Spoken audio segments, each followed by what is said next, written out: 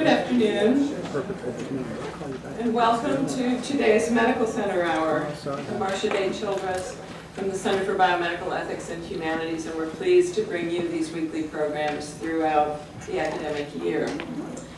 As you may know, if you've attended a number of these programs this year or in previous years, Medical Center Hour is usually a rather sober forum in which we quite seriously consider controversial or pressing issues of the day that are of concern to medicine and society. Today's Medical Center Hour is a little different in that we're going to take a distinctly comic turn. This will be in pursuit of some enlightenment, although without the capital E.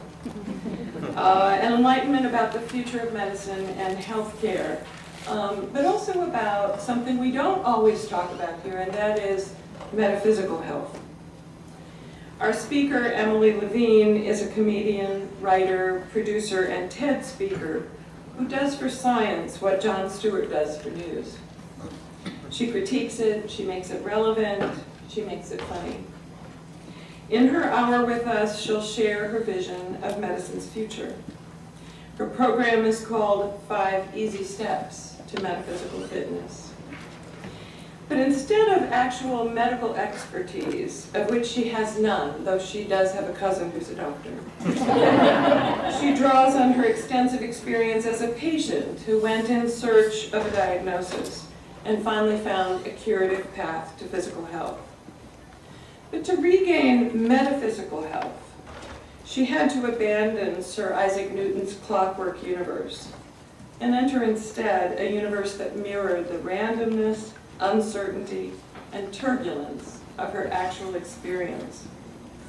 It turned out that only quantum physics and chaos theory could make sense of this new universe, and also of medicine today.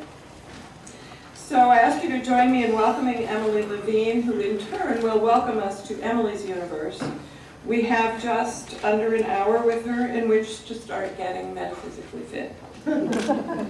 And for starters, let me just quickly tell you that Ms. Levine has no financial conflicts of interest. Her other conflicts might be between her therapist. But welcome, Emily Levine.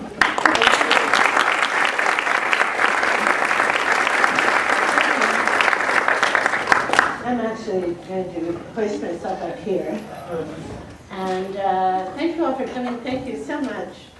You know, when Marcia first extended the invitation, I wasn't sure whether to credit her bravery or the fact that my cousin Jonathan Pruitt enjoys such enormous prestige here. But in the interim, I look back over childhood photographs of Jonathan. And at every single age, 2, 4, 10, 20, 30, he is stuffing his mouth and his nose is running. So I'm going with the bravery and with the prestige. And the reason it's brave, of course, is, as Marcia said, I have no medical expertise. And what I bring instead is this 20-year adventure through the medical system. And that started in around 1992, at which time I was doing stand-up. I was, you know, on Letterman and comedy clubs, and I was also a television writer, producer. I had a deal at the Walt Disney Company, and then I fell through a rabbit hole. It started with intense fatigue and brain fog. I couldn't write fast enough, which you have to do in television to keep up. I couldn't find the zeitgeist, which you have to do in television, to be able to know what people are going to like. I would sit home and watch Family Feud. Have you ever seen this game show? You have to answer the questions the way you think America would answer them. I never got an answer right. That asked, name an occupation that's almost always filled by men. I'd say pimp. Never been to survey. And then I graduated to brain freeze. I was on a Bill Moyers roundtable, and I I was so thrilled to have been invited finally to be recognized for what I was, a pundit. And the show begins, and everybody starts jabbering, and my mind went completely blank. I couldn't think of a single thing to say. I just sat there. The one thing I've ever had confidence in, my ability to think on my feet, just completely deserted. And then I couldn't even stand on my feet because suddenly, really almost overnight, this onset of osteoarthritis hit in my hip and in my knees, and I could barely walk, which made no impression, by the way, on my dog, who was lobbying for a walk every 50. You know, he's a half Australian Shepherd, supposed to be smart. He can't even remember that he had a walk 15 minutes before. And I said to him finally, I said, you know, it's a good thing you're a dog and not in a job where you have to sit still and think like a philosopher. And he's like, really? What about Kierkegaard, taking his daily walk under the elms every day, unter den Linden? It wasn't Kierkegaard, it was Kant, Immanuel Kant, stupid dog. So then I was diagnosed with breast cancer. I won't ask if anybody here has had that because of HIPAA. But if you have, then you know that almost the two scariest words in the English language are, it's cancer. Right? Almost as scary as everybody saying, and then, as if all that weren't bad enough, my feet grew 3 full sizes, from a size 7 to a size 10. So, does anyone know yet what was wrong with me? Well, see, Lisa Sanders would have known. She was here last week. No, nobody, the doctors didn't know. It was 20 years before I finally found a doctor, thanks to Jonathan Truett's sister Phoebe, who got me in to see this incredible doctor at UCSF. And it turned out to be acromegaly, a tumor in my pituitary gland. Oh, see, you knew when you were ashamed to speak up. It was the breast cancer that threw you off, right? Yeah, but now they think there's a link, because what this happens is a tumor in your pituitary gland makes you produce way too much human growth hormone. So it causes your soft tissue to swell, it creates all kinds of problems. It grows bone spurs, so it brings on osteoarthritis. Mostly, though, in adults. In children, it's called gigantism because their large limbs aren't formed and they grow up to be Andre the Giant. But in adults, there are only so many places you can grow, and most especially your feet, your hands, and your head. But the weird thing is, as my head got bigger, so did my ideas. It was so bizarre. In fact, the endocrinologists say there's no way to tell how long this tumor had been there. They say anywhere from 12 to 20 years. Apparently you can't date a tumor. Supply your own joke here. But I dated to 1992 because that's when I had my first really big idea that the universe is just like my life. That our cosmology, the physics that describe our picture of the universe, and our metaphysics, our picture of how we fit into the universe, are interconnected. That the microcosm is the macrocosm. Broadway, the Milky Way, it's the same thing. And I'm not the first person to have this idea. The first person that I know of was Sir Isaac Newton. Yeah, the man, the apple bomb, the law of gravity, the law of action and reaction, the law of, he was nothing if not law and orderly. And that was his biggest discovery, though, was not any particular law, but the idea that the universe and everything in it, from the heavens to us here on earth, obeyed certain fundamental laws. That's the idea that got us out of the Dark Ages and into the Enlightenment with a capital E. That was such a shift in how people thought. And it's what inspired the great thinkers of the 17th and 18th century, John Locke and Benjamin Franklin, Thomas Jefferson, to come up with their idea that maybe we could have a society that was modeled on Newton's rational, predictable, stable, clockwork universe. So all of our institutions really incorporate those values. Law, government, journalism, and medicine. But our cosmology has been changing. New discoveries from quantum physics and chaos theory have radically altered Newton's view of the universe. Our metaphysics haven't caught up. That's why we're having these culture wars. That's why there's gridlock in Congress. That's why everybody is so fixated on cosmetology. When you don't know what the universe looks like, you start to worry about what you look like. So I am here to take us through this shift, because even though I'm not a scientist, I understand, oddly, everything about science, except the actual science part. Because that's math, and I stopped doing math when I was 6, because they gave me Snow White and the Seven Dwarfs to read. And it became immediately obvious there were only 2 kinds of men in the world, dwarves and Prince Charmings. And the odds were 7 to 1 against my own. That's when I stopped doing math. It was too depressing. But really, my journey from sickness to health, every step I took along that path coincided with a major breakthrough in physics. And those 5 steps suggest to me, and I'm offering to you today, free of charge, 5 courses to add to your curriculum.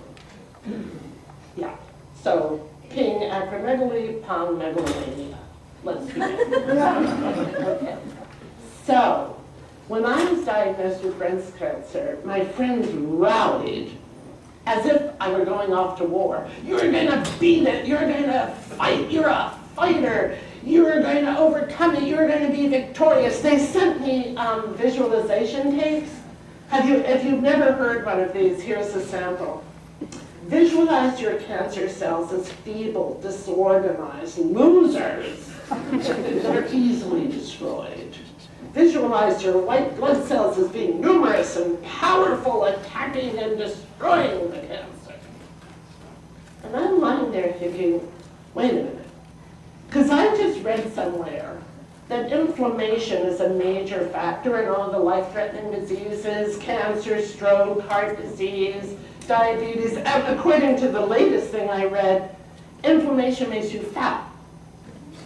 So why would I want to inflame myself? Why would I want to turn my body into a war zone? Why would I want to whip my white blood cells up into a frenzy and get fat? Where did we get the idea that was a good thing? Well, aside from the media and our political dialogue, but the answer is Newton's universe. Because Newton's universe runs on a certain logic. It's a logic called dualism, whose first law was articulated by Aristotle. Of 2 things, only one can be true.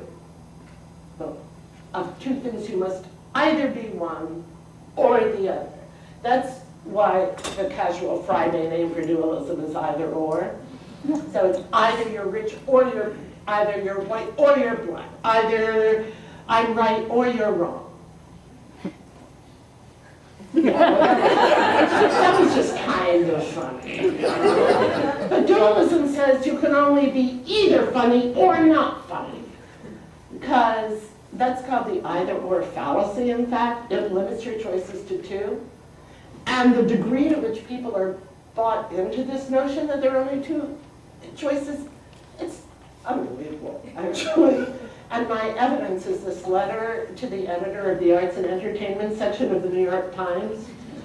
Dear sirs, I was disappointed that you did not cite a certain radio station's most galling affront, the unscheduled and increasingly frequent insertions of New Age music. After a year or so of this, my family and I moved out of New York.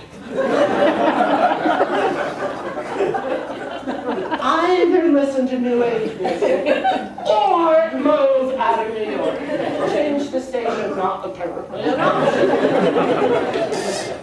Of course, when you only have 2 of anything, and only one of those can be true or right or good, What you've got is a war, a battle for dominance. And that, is what you hear on the radio, on the internet, on TV, nature versus nurture, fight versus flight, red states versus blue states. I just want to go back to right wing and left wing. At least with right wing and left wing, you had some sense there was a chicken in between.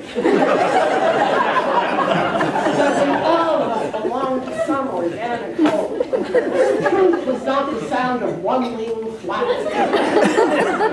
And that war, for me, as the acromegaly progressed, really, it caused my immune system to crash. Because my immune system was always on the alert with war going on. It was always 3 o'clock in the morning and the red phone was ringing in the White House. And the fog of war. My immune system couldn't find Al-Qaeda in the liver, so it went after the thyroid. No, really, that's not it. If you want to know the genesis of all these autoimmune systems, that is where we look. And it got so bad for me that I finally moved out of Los Angeles to a horse ranch in Northern California. And there I discovered a completely new universe. First, in the world around me. I mean, the things I found. Hoot owls actually hoot. Male turkeys fan their tail feathers like peacocks. Chickadees don't have a very good song, too pitchy. But the thing I learned, the biggest thing I learned, was that there's another logic in the universe. What happened was I read a book on quantum physics. And everybody thinks, oh, quantum physics, I could never understand quantum physics. But is there anyone Irish here? Because the Irish people had it figured out way before anybody had ever heard of the quantum world, but they just called it the land of the little people. Remember that? But it's the same thing. It's a world inhabited by invisible entities with qualities like mischief and charm. But, instead of leprechauns, quantum physics call them leptons, instead of neurons, gnomes, instead of Tinkerbell, photons. Photons are the smallest unit of light. They carry the electromagnetic force, and they flick here. Nobody can, physicists couldn't figure out how they got from there to there with nothing in between. They've never seen the movie Peter Pan. But they were locked for years in an either-or argument. Light is a wave. No, it's a particle. No, it's a wave. No, it's a particle. Clap your hands if you believe it's a particle. Until finally, a man named Louis de Broglie came along and said, no, it's a wave and a particle. And thus was born the first big idea of quantum physics, wave-particle duality. It was mind-blowing. What it meant was a photon could manifest as a wave and a particle. And then they found out particles could be here and there. And then they found out cats could be alive and dead. You can imagine the physicist's reaction, oi and they. But me, when I first read about wave-particle duality, I felt my heart sing. Because it confirmed my deepest intuitions about life. What all of us know deep down inside to be true, that people are good and bad. Ideas are right and wrong. Freud, perfect example. Right about penis envy. Wrong about who has it.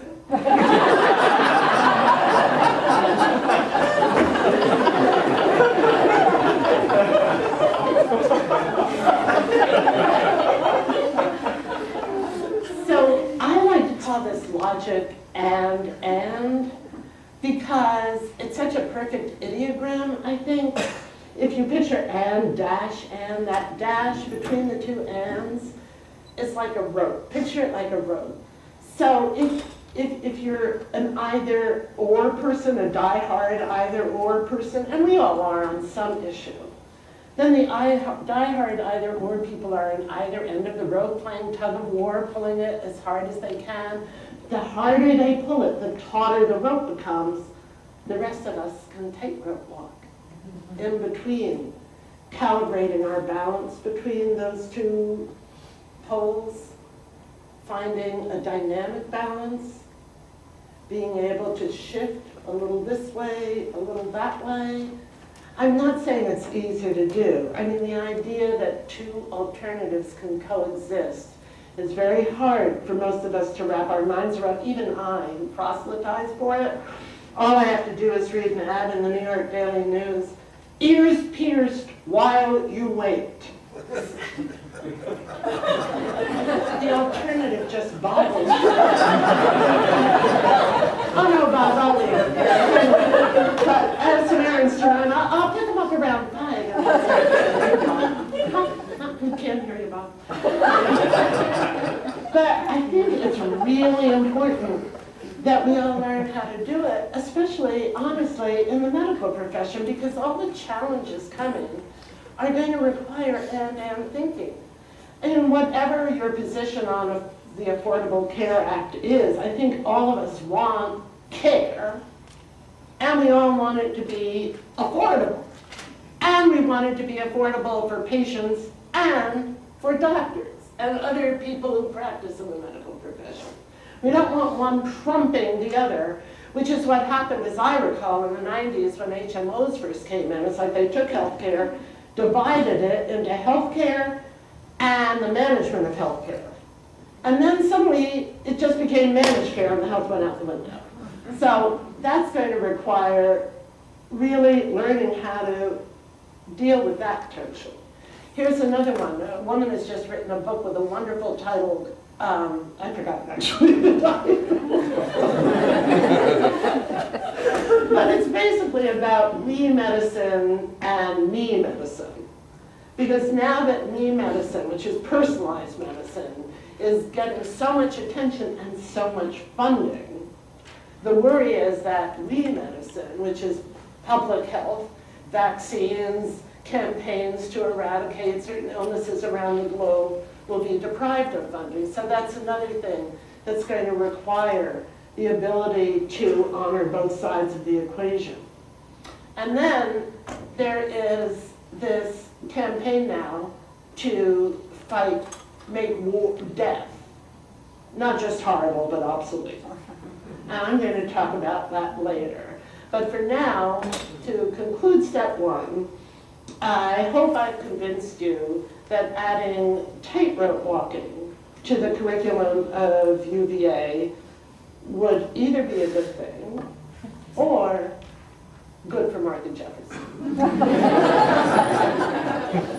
Okay, step number 2.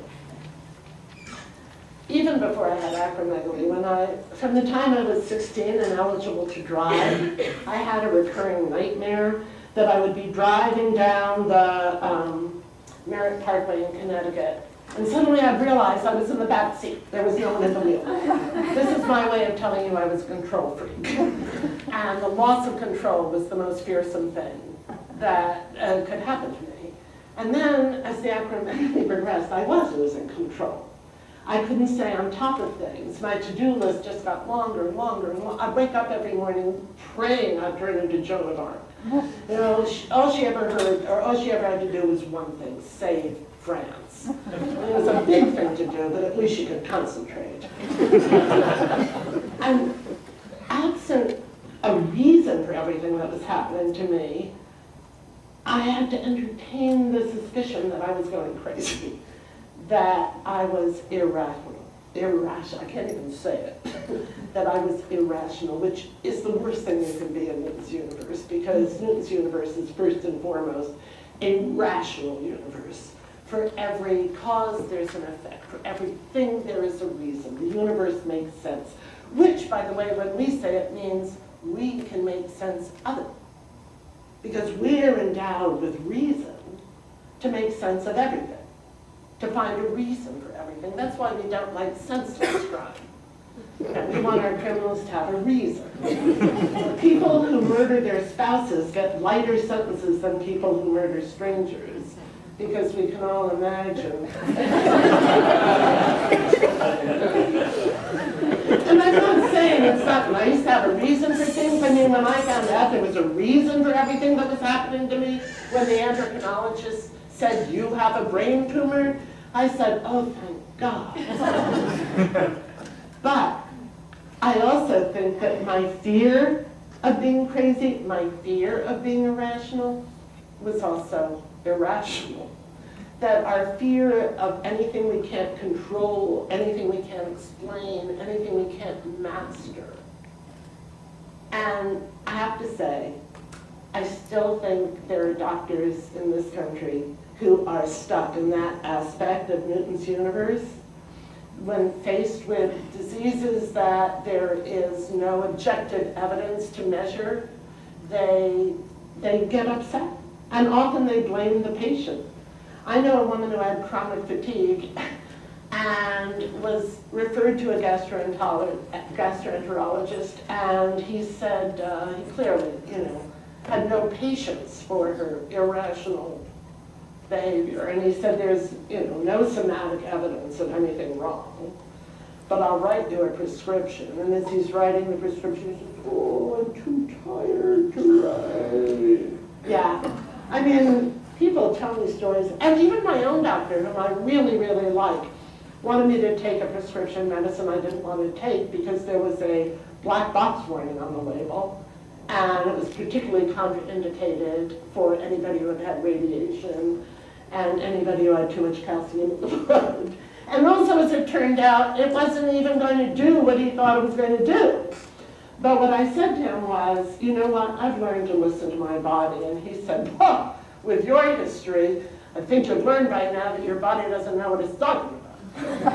And I said, no, actually, the entire time I had this history was because I wasn't listening to my body. In fact, during the acromegaly, I split into two people. I split into the rational head and the irrational body.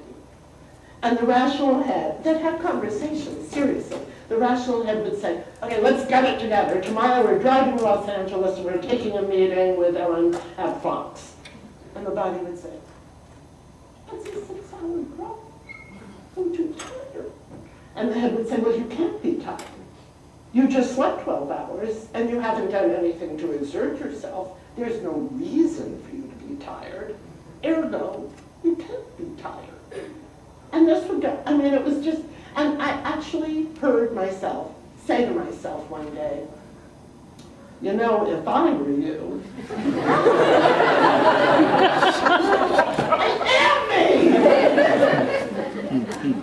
And how I learned to listen to my body was I read the Heisenberg principle of uncertainty. Does anyone know what the Heisenberg principle of it? Are you sure? Because the Heisenberg principle of uncertainty basically says you can only be sure of one thing at a time. Not that two alternatives can coexist, but that you can only know one of them. The more you know about one thing, the less you know about the other. The more precisely you measure the momentum of a particle, the less you know about its location. The more you know about the location, the less you know about the momentum. You know, this is true in our lives. The more we know about reality TV, the less we know about reality. The more my orthopedist knew about my arthritis, the less he knew about the fatigue. The more the otolaryngologist knew about my swollen nasal membranes, the less you knew about the carpal tunnel. The more my head knew about how stupid and irrational and reasonable the body was, the less it knew it had a tumor in it. I mean, how crazy is that? As contradictions go, I think it's unrivaled, except for this one that I read in an Israeli newspaper, a personal ad. I am a sensitive Jewish man whom you can open your heart to. Share your innermost thoughts and deepest secrets. Confide in me. I'll understand your insecurities. No fatties, please.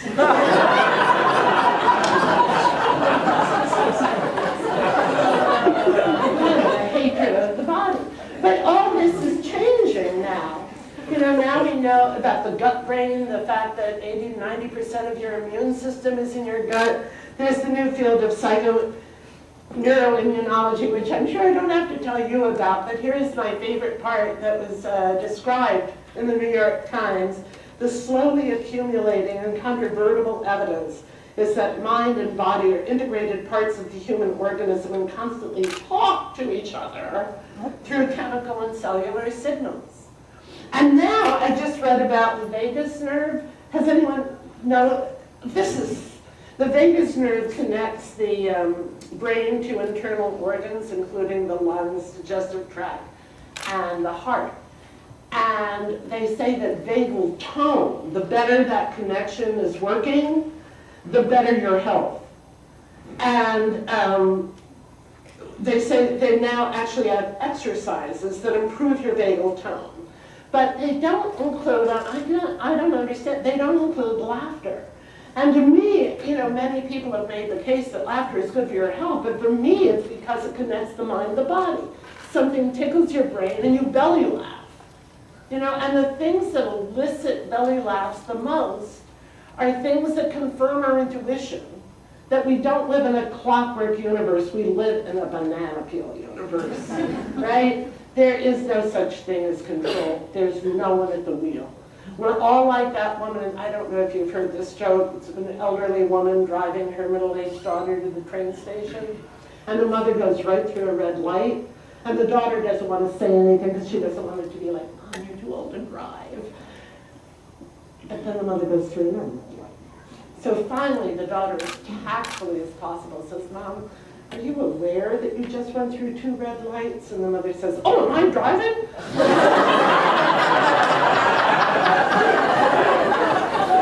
Good vagal tone. Okay, so of course I'm laughter. Okay, so now I'm going to talk about objectivity, and I'm not very objective about objectivity. I'm subjective, I don't like it. This objectivity in Newton's universe posits an objective reality which can be discerned through carefully constructed experiments using objective measurements, which allows the experimenter to rise above his prejudices and not impact in any way upon the experiment or the thing that he's measuring, right? So, yeah, first of all, I don't think those measurements are so objective. And I don't know so much of medicine, but I know polls, the way we take our national pulse every 60 seconds. I know those aren't objective because I've read them, I've made a study of them, and in almost all of them there's always 2% don't know. Even in situations where you think it would be impossible that somebody wouldn't know, like this poll in Time magazine. Have you ever had sex with a woman you actively disliked? 56% said yes. 32% no. 2 said don't know.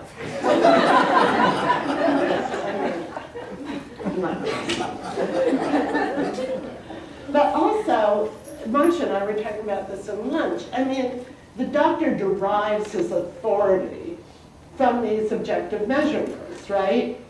But his authority gives him the right to be the author of your story, of your medical story.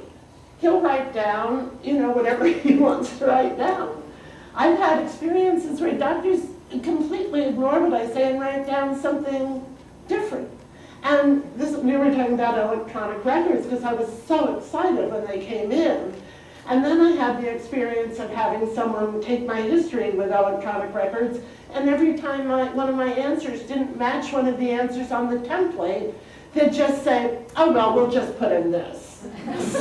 I'm very sensitive about this because I like to tell my own story, that Roberta Flack song, telling my story in his words, I always cry. I cry when I see that Eucaniba commercial. I don't know if you've ever seen this. It's about this rescue dog called Buddy, and it starts with a visual of a family capsized next to their boat. Whoa, tragedy at sea. And then you see a helicopter come in, and inside the helicopter are 2 men with this huge sort of mastiff dog, and the announcer says, but Buddy the rescue dog is on his way. And then you see the 2 men pick up this dog and throw him out of the helicopter into the water. And the narrator says, Without hesitation, Buddy rushes to the rescue. I'd like to hear Buddy's side of it. So, once again, and the fact is that this idea that the doctor doesn't impact on anything, that he's the doer, he's the action hero, turns out not to be true. Another reading of Heisenberg's principle of uncertainty would say that, well, if a photon can manifest as a particle and as a wave, when is it which? And the answer is, well, it depends what you measure it with. If you measure it with an instrument that measures wave, you get a wave. If you measure it with an instrument that measures particles, you get a particle. So apparently, the doctor does impact on it. And I found this out because at a certain point with the acromegaly, I had turned into a patient. And patients are traditionally passive. That's why doctors can tell the story, because doctors are active. They speak in the active voice, and patients, the passive voice doesn't speak. The word patient comes from a Latin word meaning she who suffers things being done to her. And it was so disturbing that I actually went to a psychiatrist. It was a particularly smart one. I found him through my friend Bob, who's a connoisseur, and I said, oh no, this guy. Because Bob had been going to this guy and then found out another comedy writer was going to him. So the two of them concocted this dream, with every single Freudian thing in it, cigars, tin tunnels, donuts, everything. And then Bob went in on Monday and told the psychiatrist the dream. And then the other guy went in Thursday and he told the psychiatrist the exact same dream. And the psychiatrist said, I can't believe this. You're the third person. So I knew this was the guy for me, so I go in and I say, I just want me back. I want the me I used to be before all this was happening to me. And he said, there is no lit you. There is no solipsistic you. You are the sum total of all your interactions. You impact on and are impacted on by your environment and everything in it. And that's when I realized this was the same thing the Heisenberg principle said, because the Heisenberg principle basically does away with the whole active-passive divide. Reality comes into being through an interaction. And I know interactivity has gotten, to be sort of bastardized by interactive marketers who, their idea of interaction is getting your social security number and all your information to sell to advertisers. But when I think of what constitutes an action hero, which is the hero of Newton's universe, he's defined by personal responsibility, which means he takes responsibility completely for himself, but he doesn't take responsibility for his impact on the environment or anything else. Interaction heroes, to me, understand that it's all a flow between two people, and I think, again, we're moving in that direction. But the quality I would call for is responsibility, the ability to actually respond, in not react, not close off, but actually respond. And even though I know you now have motivational interviewing and all these great techniques coming up, I still think you should add improvisation to your curriculum, because the first rule of improvisation is never deny the other person's reality. So that would be my third course. Yeah, okay. Well, luckily, the fourth step I'm going to reduce, because it's about reductionism. So, and reductionism basically is taking complex things and making them as simple as possible. And part of it in Newton's universe was that Newton simply didn't have the math to describe natural phenomena like waterfalls or your immune system. He only had linear equations. And linear equations, all the parts add up to 1. So presumably, if you just look at one part, you get all the information you need about the system. So it's a very thing part-oriented way of thinking. The things that count are things that can be counted. The things that matter, actually the things that matter most are the fundamental particles of matter, because that's what gives us our concept of what things are. And in Newton's universe, matter has 2 attributes. One is space occupancy, it takes up space. So as long as you take up space, you matter. And you see this, in hospitals, you matter as long as you occupy a bed. As soon as you're discharged, you don't matter. And now that also is changing. But the other thing is impermeability. The boundaries of a thing are impermeable. Well, it turns out that in the quantum world, there are 2 kinds of particles. There's fermions, which are like Newton's particles, space-hogging, antisocial, sort of Ayn Randian particles. And then there are bosons, like the Higgs boson. The Higgs boson, which gives mass to fermions and makes them matter. And they're the glue that hold everything together. And I was thinking about this in light of the medical system, because traditionally doctors and surgeons were the fermions. They were the ones that really mattered the most, whereas the people who did the actual caring and the glue and the nurses and the CNAs they didn't matter as much, because that didn't count as much. And now, in my experience, I have had phenomenal surgeons. Not just the brain surgeon who did the tumor, but because of the osteoarthritis, I had to have a hip replacement. And then after that, I fell and broke my femur, and it loosened the rod, and then I had and nobody would do it because everybody was afraid the whole bone would disintegrate, and I saw maybe 5, 6, 7 orthopedists, and they were fabulous. They were so not the stereotype. So I'm assuming now that you teach people, doctors, to be fermions and bosons, which is the best thing you could possibly do. And if you aren't teaching it, then I suggest you add one more course to your curriculum, and that's ballroom dancing. Because that's such a perfect thing where you can be a fermion, you're focused on your own I don't mean like on those shows where it's just one couple at a time. I mean on an actual dance floor, where you have to focus on your partner and just your dance, and be aware of the larger whole. So it's the tension between autonomy and connectedness. I'm really rushing ahead now. I'm almost, well, you know what? The last talk is, you're fine. No, the last step is, I was going to improvise anyway, because I was all set to do it. It's all about going from closed systems, which is what Newton mostly dealt with, which is how I felt when I had the acromegaly. I got to a certain point where I couldn't let anything, new idea come in. I was just, shut down.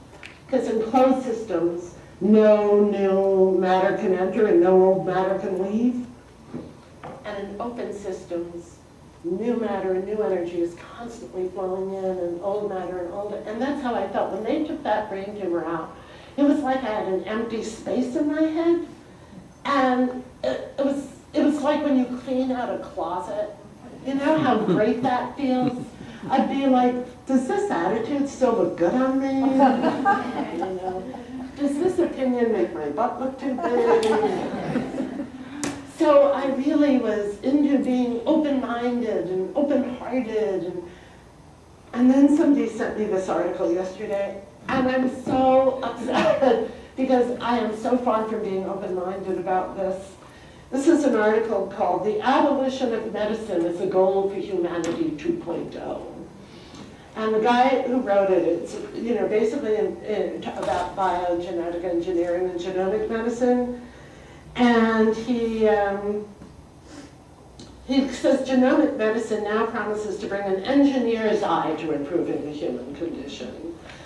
doctors there will no longer be any pressure to place one's fate in the hands of a physician, who instead will function as a paid consultant on a need-to-know and take-it-or-leave-it basis.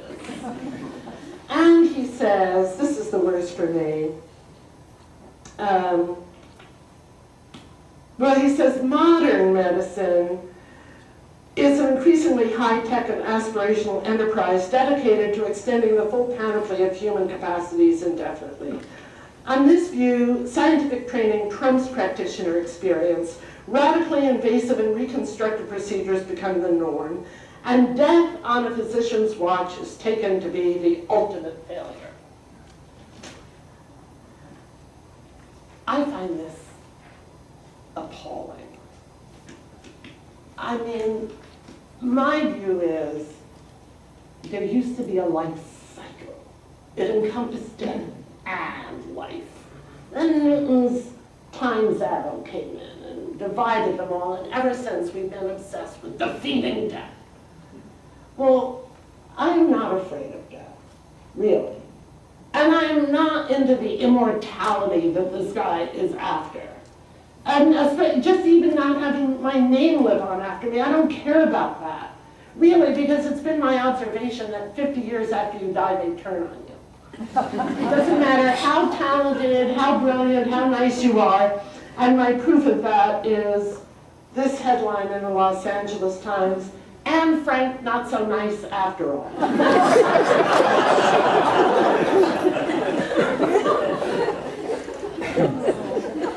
What happened to me during the acromegaly was after they took out the tumor, there was a period of time where things were going backwards.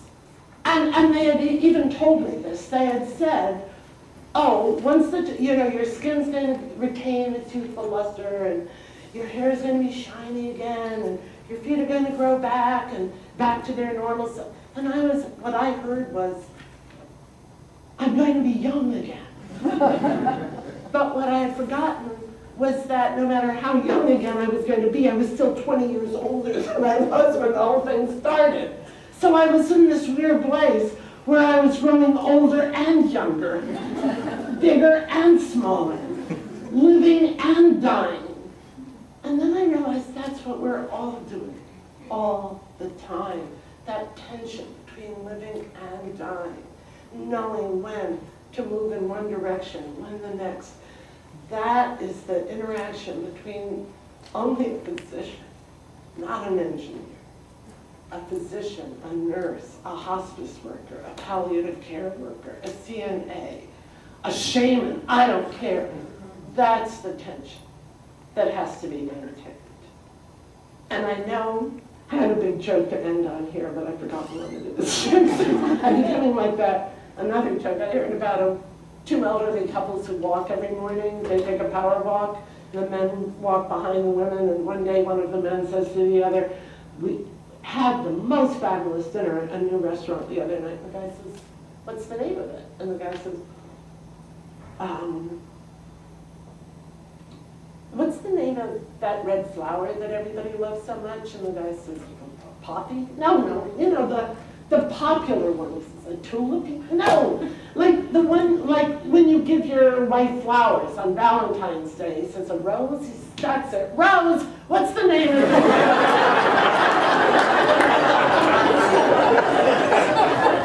Anyway, I think we'll stop there.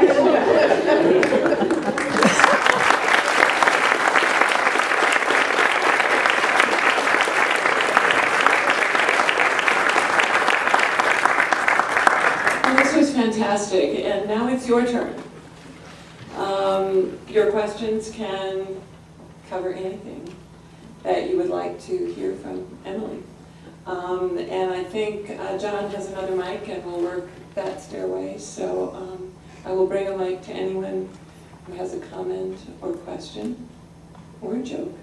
Yeah. And when you ask your question or offer your comment, please tell us who you are.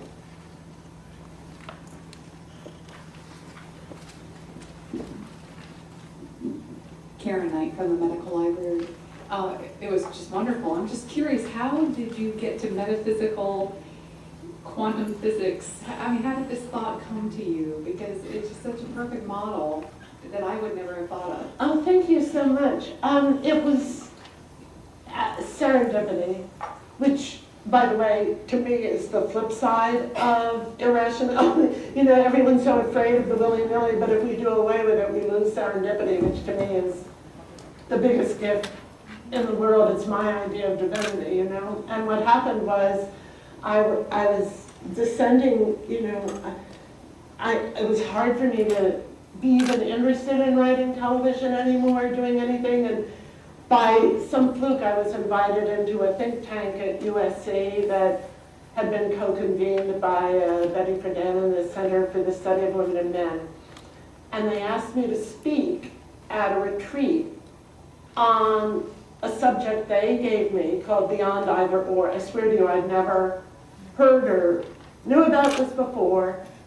And a week later, a friend of mine who was then president of Caltech and belonged to a physicist think tank in La Jolla asked me to do a show for them.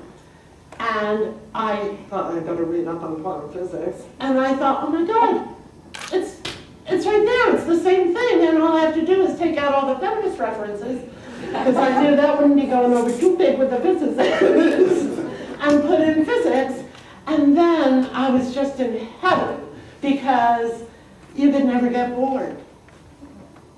So, Marcia, do something. Okay.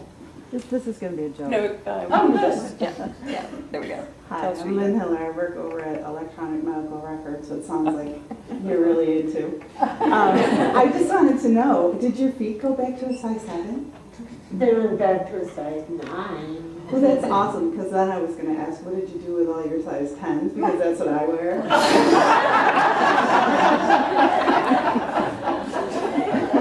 I only wear Converse now.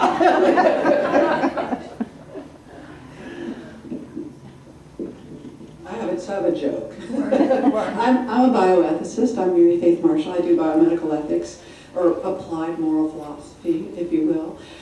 So we study ethical issues, and one of them has to do with justice, and sort of the tradition is lifeboat ethics, right? And so who gets to stay in the lifeboat and who doesn't? And so here, imagine a picture of, you know, a group of survivors in a lifeboat, and sitting in the front of the lifeboat is a dog looking very smug. And the legend underneath the joke says, "Fair's fair, Larry. We drew straws, you lost."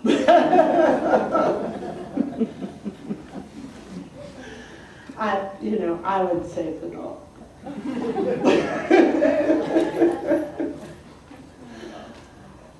Somebody else? That it? Oh, one more.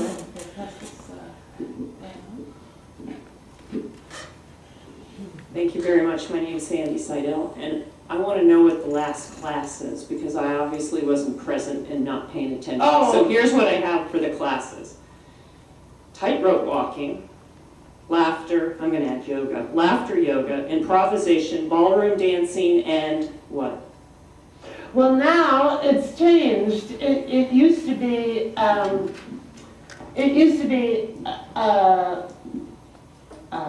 enhancement of tightrope walking. Because what I found out, people don't, the hard thing about being open, and for me, I mean, it was the hardest step of all, because I never used to talk about myself in shows. I thought it was narcissistic, and I'm a recovering narcissist, so, I didn't even know I was narcissistic, and then somebody said, "Oh, you're narcissistic," and I said, "Really?" Because I thought narcissists were supposed to love themselves. And he said, well, there's a flip side to it. And that's when I realized how dreary narcissism really is. I mean, it's not just self-love, it's unrequited self-love. But in order to really do it, I had to open myself up. Most people don't like it because in closed systems, flow is smooth, right? It's like Disneyland, you know, the Mickey Mouse trains run on time, or someone has had too many facelifts, you know, like no one part of the face can move independently. Whereas in open systems, flow can be very turbulent, and obviously, and you can't predict the outcome, so it's upsetting because we're accustomed to thinking, just as we're accustomed to thinking tension is bad, we're accustomed to thinking turbulence is bad. But there's a place called the edge of chaos. And this is, according to physicists, an actual space that is the most creative, innovative, dynamic place in the universe. And it takes some actually smack in the middle between the region of order and the region of disorder. So if you move too much into the region of disorder, you disintegrate into randomness. If you move too much into the region of order, you become like the Tin Man in The Wizard of Oz, frozen into positions you took 40 years ago, waiting for Dorothy or OPEC to come give you some oil. But right in the middle, there's this amazing, creative, dynamic place. But to get there, you have to be willing to tolerate the turbulence. So that's a roller coaster riding.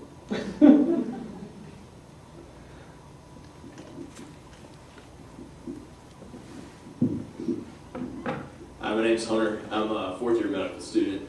I was curious through your, I guess, very long exploration through medicine. I'm so glad you said very long exploration and not very long talk. Yes. You're very short and exciting talk. I gathered that you had a long exploration in medicine. And I'm curious, was there any particular doctor or nurse or anyone that kind of epitomized that interaction hero that you talked about? Yeah, because I was horrible. When I fell and broke my leg, I'm a delusional optimist, let me just say. There's no one more delusional than I am in that way, except the woman who wrote this ad, New York Magazine, looking for anyone aged 35 to 55 who can concentrate. That person. But me, I fell and broke my leg, and I call a friend and I say, you have to come to the house and look for the crutch left over from my hip replacement because I'm leaving for India tomorrow, so I have to get to the emergency room and have them set. And he said, no, I will be over in 2 minutes.